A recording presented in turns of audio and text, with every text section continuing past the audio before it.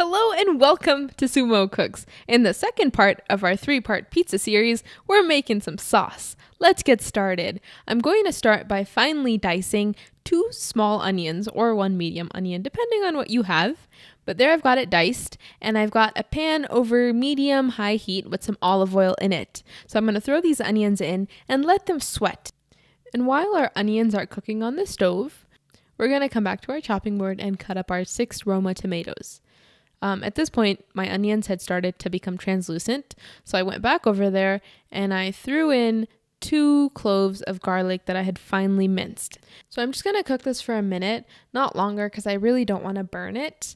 And when it's done, we're going to put in our tomatoes.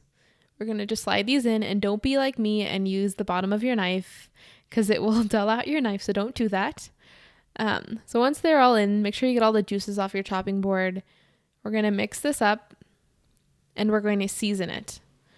Very simple with the seasonings. Just some salt and some freshly ground black pepper. Or a lot, depending on how you like it. You can add to this chili powder or Italian seasoning, herbs, whatever you would like. This is just a very simple base of a sauce.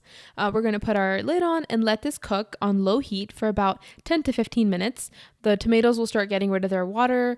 It'll become really watery. You'll see everything start to cook down. We're going to put that lid back on and let this go for another 10 minutes. And it'll start drying out. And at that point, you want to watch it a little bit because it can burn.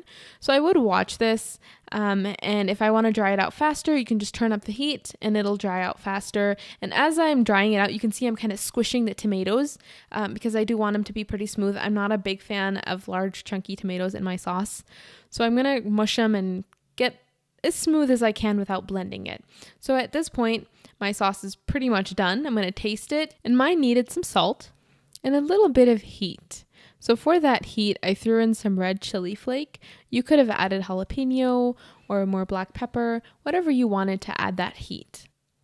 So at this point, our sauce is done, and I had that pizza dough from earlier, and I'm just going to spread it on my pizza dough, and it turned out wonderful.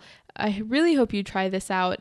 It's so much better than the store-bought versions. Please let us know what you think, and thanks so much for watching.